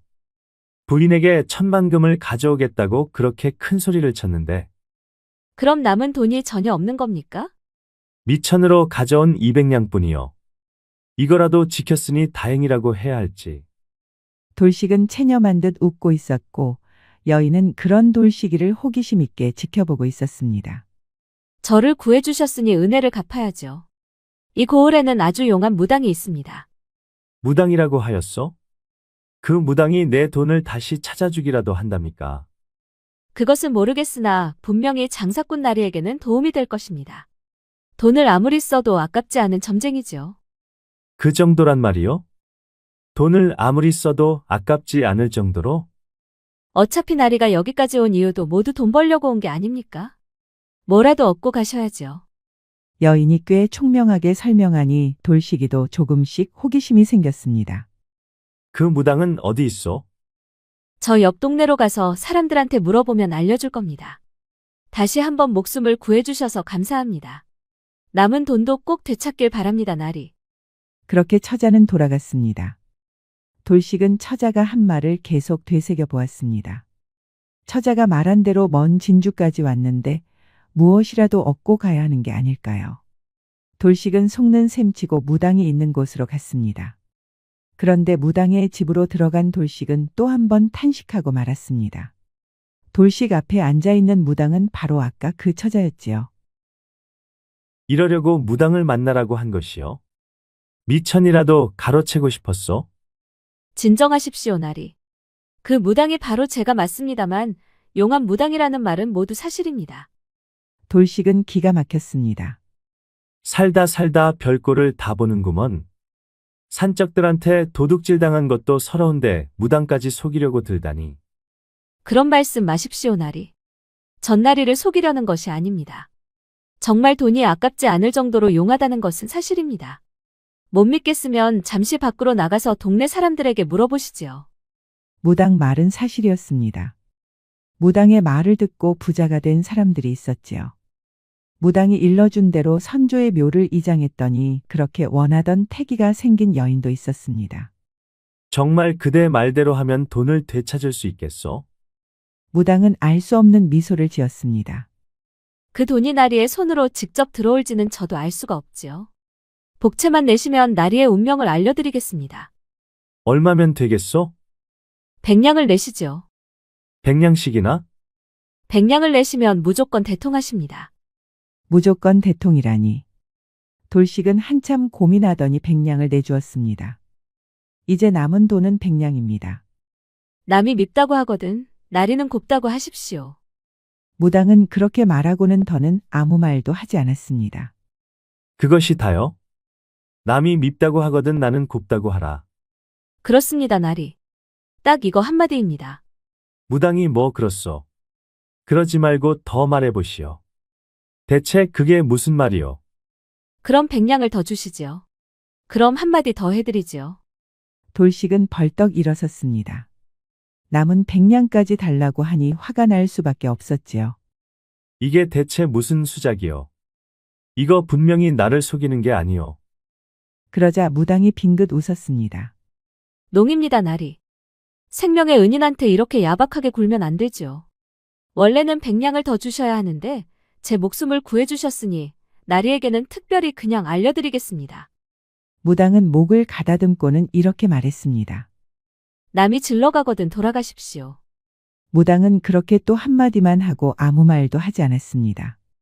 그건 또 무슨 말이오? 나만 돌아가라 이 말이오? 하지만 무당은 답하지 않고 다음 복채를 요구했습니다. 이번에는 100냥을 주셔야 합니다. 그래야 나리에게 진짜 복이 찾아옵니다. 돌식은 또 화가 났지만 침이 마르도록 무당을 칭찬한 동네 사람들의 얼굴이 아른거렸습니다. 무당은 여전히 자신만만한 얼굴을 하고 있었지요. 결국 돌식은 100냥을 복채로 주었습니다. 곱거든 기어야 합니다, 나리. 이제 굿땅은 문을 닫으니 돌아가십시오. 이보시오. 이거 진짜 너무하지 않소? 아까는 남이 밉다고 하면 곱다고 말하라고 하더니 이제는 고우면 기어가라니? 이게 다 무슨 말이오? 전 그저 보이는 점괘대로 말씀드린 것뿐입니다. 그러니 꼭 지키십시오. 그럼 진짜 복이 올 것입니다. 무당은 다른 대답 없이 바로 굿땅을 닫았습니다. 돌식은 굿땅을 나오면서 헛웃음만 나왔지요. 남은 미천까지 다 줘버리다니? 이제 진짜 망했네. 부인한테 뭐라고 해야 하나. 그렇게 고향으로 돌아가려던 돌식은 진주로 같이 왔던 상인들을 만났습니다.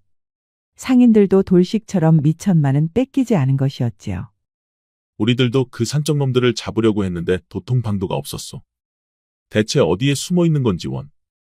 그래도 미천이라도 뺏기지 않으니 다행이요. 이제 그만 돌아가십시다. 돌식은 무당에게 미천을 줬다는 말은 도저히 할 수가 없었습니다. 무당이 건넨 말을 했다가는 미친놈 취급받을 것이 뻔하였지요. 한참 걷던 돌식과 상인들은 큰 고개 앞에 섰습니다. 올 때는 저렇게 큰 고개가 없었던 것 같은데. 그래도 저기를 건너가야 왔던 길로 빠르게 돌아갈 수가 있어. 그냥 질러갑시다. 돌식은 상인들과 함께 발걸음을 옮기려다 멈칫했습니다. 무당이 했던 말이 떠오른 것이었지요. 남이 질러가거든 돌아가십시오. 돌식은 멍한 얼굴을 하였습니다. 그거 참 신기하구나. 진짜 그 무당이 앞날을 보는 건가? 돌식은 헛기침을 하더니 뒤로 물러났습니다. 저는 다리가 아파서 고개를 건너기는 힘들 것 같습니다. 아까 산적놈들 때문에 발목에 크게 멍이 났지 뭡니까? 그거 안 됐소. 산 아래에 큰 길이 있으니 그리로 돌아가시는 방법밖에 없겠구려. 돌식은 그렇게 상인들과 헤어졌습니다. 고개를 넘지 않으면 산 주변을 돌아서 한참 걸어야 했지요.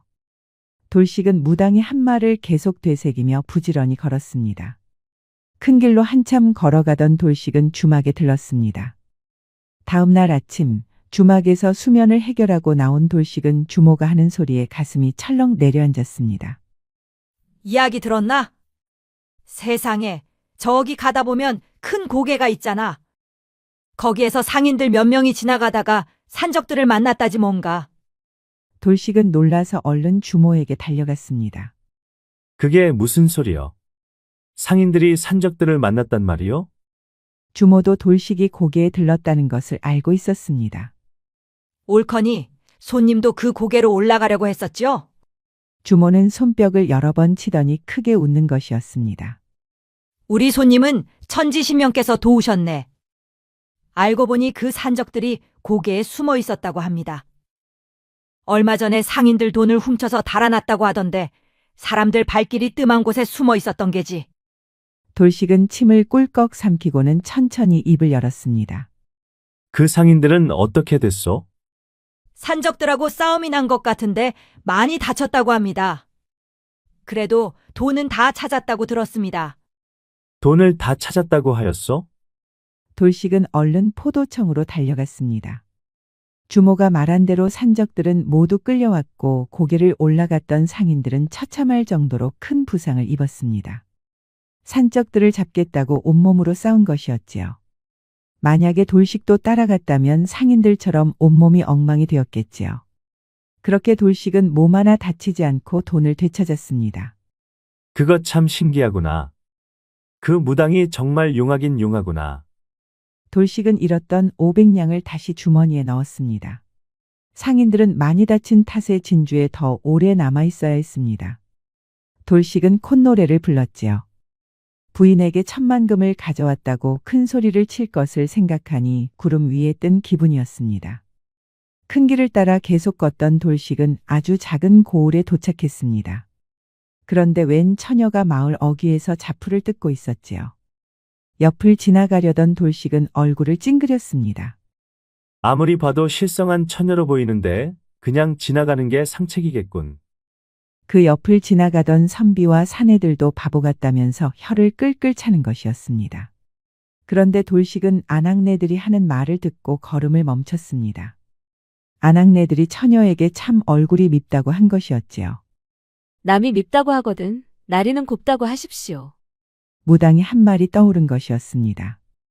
돌식은 다시 뒤를 돌아보고 처녀에게 다가갔습니다.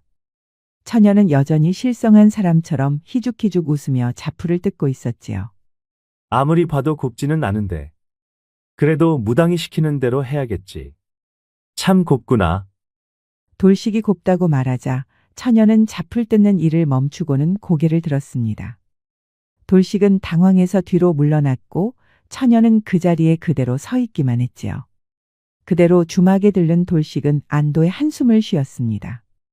이게 잘한 일인지 모르겠구먼. 무당 말을 한번 믿어보는 수밖에.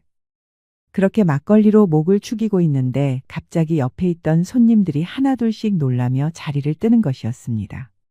돌식이 무슨 일인가 하는 사이에 독한 냄새가 코를 찔렀습니다. 고개를 돌아보니 자풀을 뜯던 처녀가 방글에 웃으며 서 있는 것이었지요. 나 곱다. 곱다고 말해줘서 고마워. 처녀가 활짝 웃었지만 돌식은 고약한 냄새 때문에 더는 앉아있을 수가 없었습니다. 그런데 처녀는 돌식이 가는 곳마다 따라다니는 것이었습니다. 덩달아 고약한 냄새까지 따라다니니 사람들도 돌식을 피할 수밖에 없었지요. 이보시오. 이제 그만 좀 따라다니시오. 대체 집이 어디요? 사는 곳이 있을 거 아니요?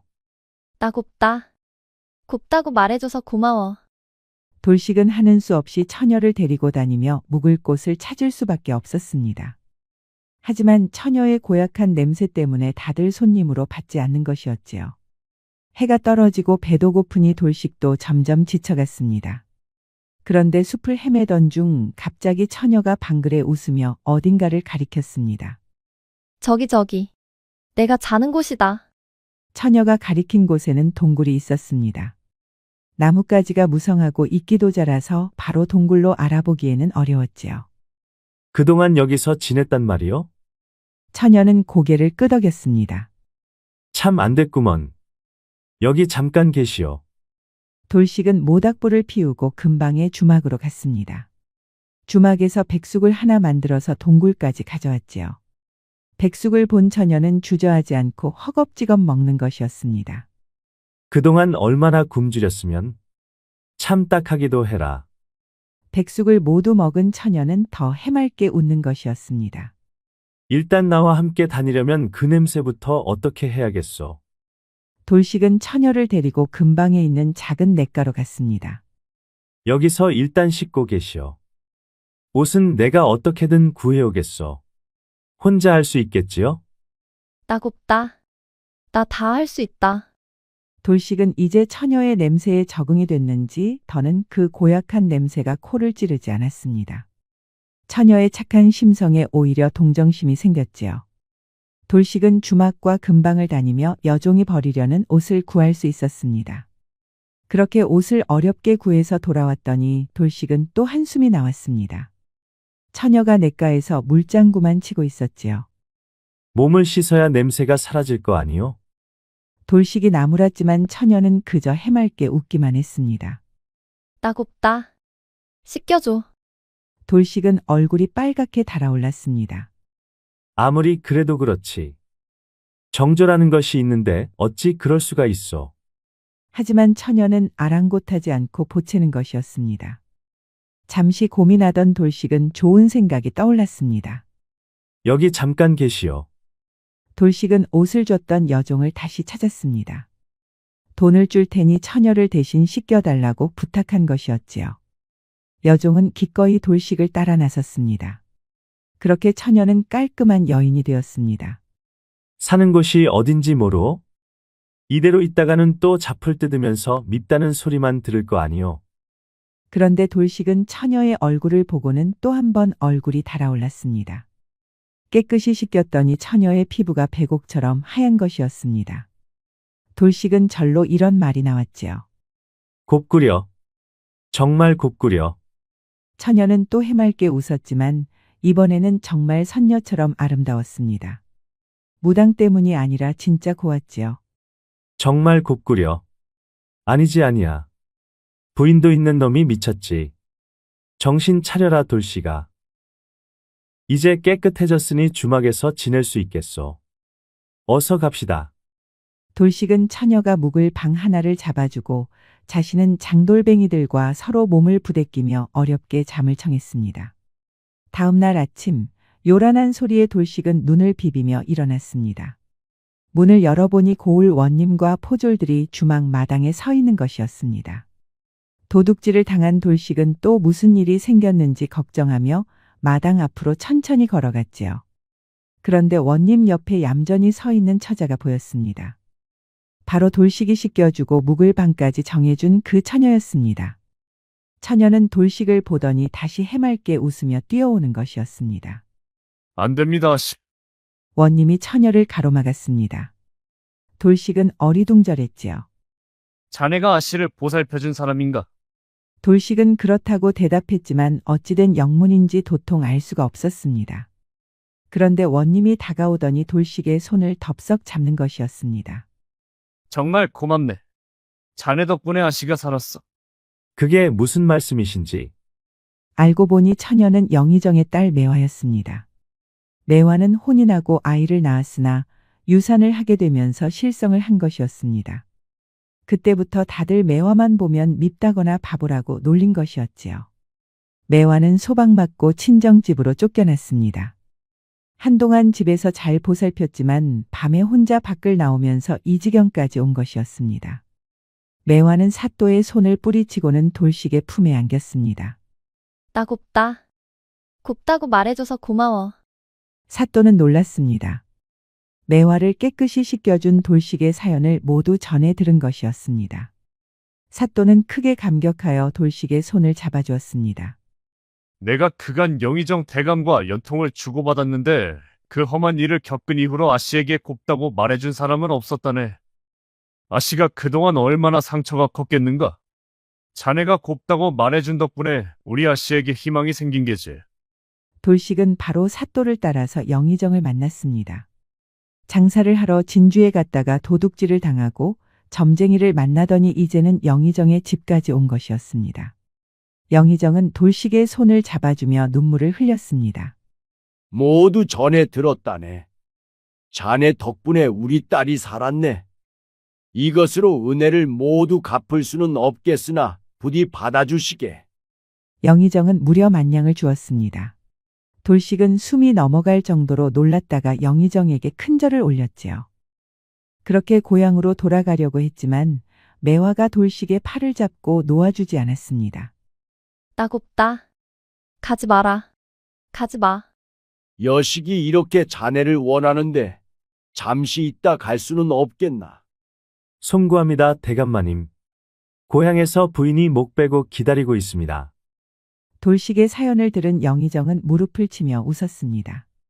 그거 참 신기한 운명이로구나.